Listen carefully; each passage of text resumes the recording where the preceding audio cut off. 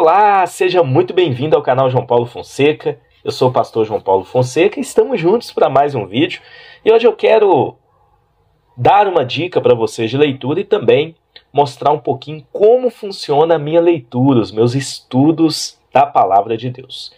O Senhor Jesus colocou no meu coração um desafio, né? Na verdade, Ele me direcionou a partir para esse desafio de ler o comentário bíblico de Bolinhas completo. São 45 volumes, meus amigos. A gente tem 25 volumes para o Antigo Testamento e 20 volumes para o Novo Testamento. Então, cada livrinho desse, né, que compõe o comentário de Bolinhas, nós já apresentamos, representa um livro da Bíblia, né? Então, aqui a gente tem o volume 1, livro de Gênesis, introdução e comentário. A gente já fez review, já mostramos como funciona o comentário de Bolinhas, que é um comentário de cunho exegético. Ele não é um comentário introdutório, ele é um comentário que tem uma introdução muito completa de cada livro, e ele trabalha comentários concisos, né, mas voltados para a parte exegética, informações sobre os originais, a mensagem por trás aí dos originais, né, no caso do Antigo Testamento hebraico. Então, um comentário muito interessante, que tem umas informações. Então, o que eu resolvi fazer? Eu vou ler o comentário de Bolinhas completo. Eu não sei quanto tempo que eu vou gastar. Mas aí, eu gastei 2 meses para fazer a leitura desse comentário, porque eu aliei a leitura bíblica. Eu não li apenas o comentário, eu li o livro do comentário na Bíblia. Então, primeiro livro, Gênesis, eu li junto com a Bíblia textual. Então, como é que eu fiz? Bíblia textual, uma Bíblia publicada pela BV Books, tá? Então, eu peguei aqui o livro de Gênesis, deixa eu mostrar para vocês.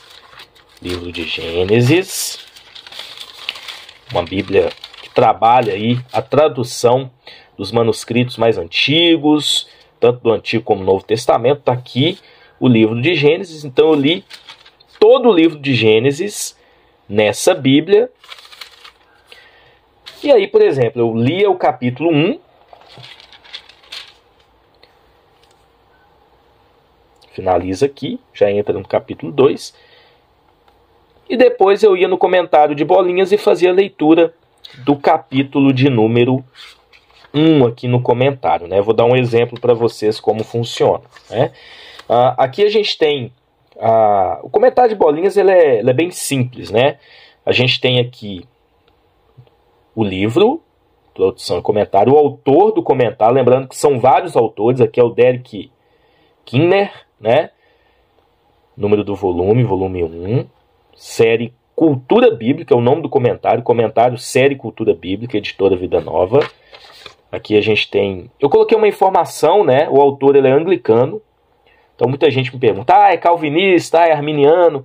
Tem vários autores, pessoal. Tem autores arminianos, autores calvinistas, autores... Enfim, né? No caso desse aqui, ele é anglicano. Aqui tem a ficha catalográfica, um comentário aí de 79. E aí, depois de algumas informações, abreviaturas, a gente tem a introdução. A introdução é muito exaustiva. Deixa eu mostrar aqui para vocês o número da página da introdução. Quantas páginas formam a introdução? 40 páginas. Então, o que é trabalhado na introdução? Vou mostrar, olha só. Matriz e berço de Gênesis. Data e autoria. Olha que legal. Crítica do Pentateuco. Então ele vai aqui mais para uma parte, né, com relação à crítica textual, enfim, de autoria. Algumas conclusões. Então ele traz aqui algumas abordagens, né? Depois, origens humanas. Isso aqui é já a parte das origens, da criação. Por quê? Porque depois ele vai entrar na teologia de Gênesis. Então aqui ele vai desenvolvendo. Vocês podem pausar o vídeo aí, quiser fazer a leitura, né? Então é uma introdução bem acadêmica, pelo que eu percebi. Então aqui tem uma bem completo, olha só, salvação. A graça deve constituir o princípio deste tópico. Gênesis revela que a graça, longe de ser mera resposta ao pecado, é fundamental para a própria criação. Gente, uma introdução muito interessante. E aí aqui no final a gente tem uma análise, né, que é um rápido esboço, né? Esboço bem resumido mesmo aqui, um esboço mesmo. E aí a gente entra no comentário propriamente dito, tá? Então, ele comenta verso por verso, algumas vezes sim. Bom, por exemplo, aqui tem Gênesis capítulo 1. Então, aqui no próprio, tá vendo? Ele já tem aqui, ó, comentário, né? Então, primeiro, deixa eu mostrar aqui no início para vocês.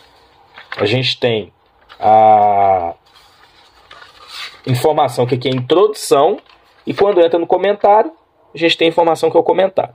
É uma diagramação bem simples, né? Não tem assim tantos atrativos visuais, mas aqui a gente percebe como ele vai trabalhando esse comentário. Como eu fiz no meu estudo. Então eu peguei aqui, né? Gênesis capítulo 1, fiz a leitura, né? Em princípio, Elohim Aleph Tav criou os céus e a terra. É a tradução da Bíblia textual.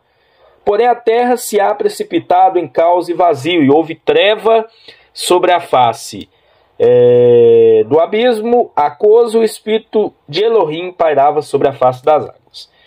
E aqui ele já entra no versículo 1 do capítulo 1, né? Não é por acidente que o termo Deus exerce a função de sujeito na primeira sentença da Bíblia, pois esta palavra domina o capítulo inteiro e salta à vista de cada ponto das primeiras páginas.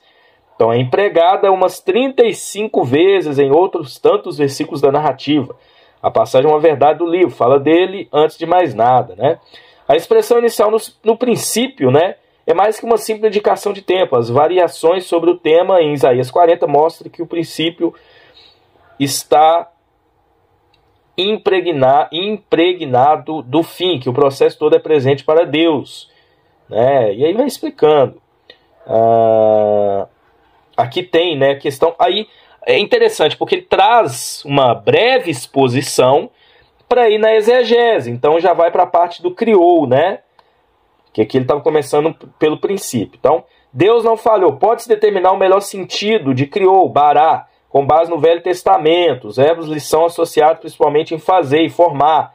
Seu sentido preciso varia em seu contexto, podendo salientar um momento inicial de trazer algo à existência. De repente, ou agora, usando aqui como base Isaías, capítulo de número 53. Então, ele continua aqui, a paciente obra de aperfeiçoamento de alguma coisa. Nessa declaração inicial é possível ouvir a palavra em sua dimensão máxima, caso em que o versículo resume a passagem toda ou, enfim, afirmando um processo. Então aqui tem o versículo 2, a terra porém, né? Então a gente lê, ó. A terra porém era um caos e tal. Então eu fui seguindo aqui pelo comentário. Alguns capítulos desse comentário de bolinhas aqui, eles são bem exaustivos, outros não, né? Então eu li muita coisa interessante aqui, tem algumas notas adicionais em cada capítulo, ele vai seguindo nessa diagramação dele, ele coloca aqui o capítulo, um tópico, e ele vai seguindo ou um verso por verso, como vocês viram, ou muitas das vezes ele comenta um bloco de versos, tá bom? Então aqui tem uma nota adicional sobre o princípio da criação, e aí olha só, a gente já entrou aqui no capítulo 2, a prova e queda do homem. Então, são breves comentários, né? Não é aquele material tão exaustivo assim. Mas o que ele comenta é importante, principalmente no sentido da gente entender muitas coisas com base naquilo que está no original, né? Deixa eu pegar aqui a continuidade aqui. Fiz várias marcações. Aqui a gente tem, por exemplo, a queda do homem. Então, por exemplo, vamos pegar aqui a queda do homem, né? Gênesis capítulo 3. A gente vai abrir aqui na nossa Bíblia textual, Gênesis 3. Então eu li aqui o capítulo 3 junto com o comentário. É o conselho que eu dou para vocês quando vocês estiverem estudando um comentário bíblico. Você lê primeiro o texto bíblico, entenda o texto bíblico, compreenda o texto bíblico e use o comentário como um material de apoio para trazer ainda mais entendimento naquilo que você teve no texto bíblico ou sanar dúvidas que você teve na leitura. Igual, por exemplo, né, o comentário exegético, como o comentário de bolinhas, ele vai trazer algumas explicações com relação ao original. Então, por exemplo, Gênesis 3:9, versículo diz: Mas Adonai Elohim chamou ao homem e lhe disse: Adão, onde estás? Olha o comentário aqui, ó. A primeira palavra de Deus ao homem decaído em todos os sinais da graça. É uma pergunta, visto que para ajudá-lo precisa traí-lo, em vez de arrancá-lo do esconderijo. Somente uma voz penetra aquilo que os encobre. Compares este onde com o inquisitivo. Por quê? Dirigido a Saulo, e com o qual dirigido a legião. Aí tem as referências. Caim haveria de ouvir todas as 3 interrogações. Gente, que legal esse comentário, né? Então, olha, não comentou só o 9, depois já entra no 10. Não é um comentário tão grande. Porque tem muita gente que acha que comentário bíblico tem que ser exaustivo. Às vezes, de uma forma objetiva, porém profunda, já traz um entendimento muito forte, né? Então, assim ele vai desenvolvendo por todo o comentário. Vamos passar um pouquinho mais para frente. Aqui a gente tem... ele comenta todo o livro, né? Aqui já está nos Descendentes de Caim, página 79... Os filhos de Deus. Sempre abaixo tem aqui algumas pequenas notas, tá? Que ele coloca abaixo do comentário, numa letra menor. Aqui em cima a gente tem, de forma bem clara, o livro, o capítulo que ele está comentando. Então, esse volume de Gênesis, a gente tem 208 páginas, tá? Muita gente pensa, mas o livro de Gênesis tem 50 capítulos, esse comentário é muito fininho, tinha que ter mais páginas. Mas vocês entenderam qual é o objetivo dele, né? Então aqui quando a gente caminha mais para frente, igual por exemplo, aqui eu já estou em Gênesis 28, né?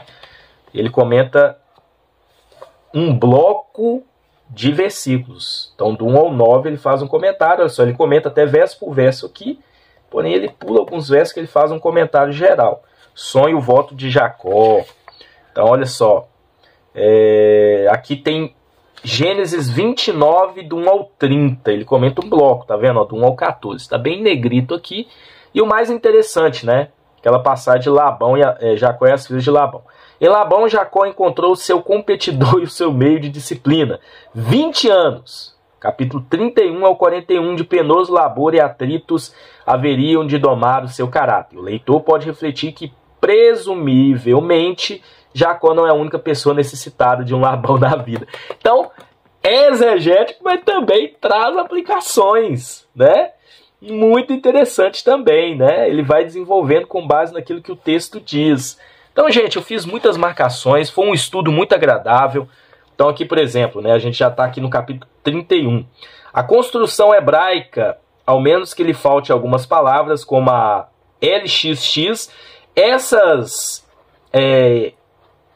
abreviaturas, lá no começo a gente tem o significado delas, tá? LXX é Septuaginta, sugere, dá a frase sentido, o Deus de Betel. Então aqui ele já faz uma exegese rápida, né?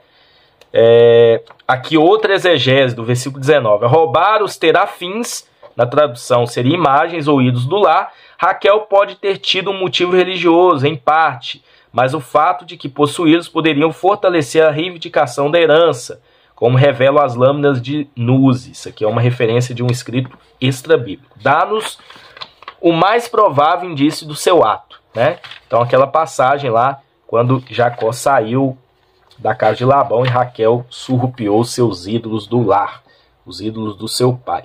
Então aqui eu já estou na parte do capítulo 37, eu não vou mostrar tudo, né? A gente já fez o review desse comentário, mas eu quero mostrar os detalhes e como foi importante para mim o estudo neste comentário. Então aqui, olha só, finalzinho aqui, Gênesis 50, né? Então percebe que ele não comenta verso por verso, ele comenta alguns versículos juntos. Quando Jacó morreu, né? E José estava com os irmãos dele já no Egito, né? Olha só. Com base na exegese, ele vai dizer o seguinte: cada sentença da sua tríplice resposta é o pináculo da fé característica do Velho Testamento e do Novo.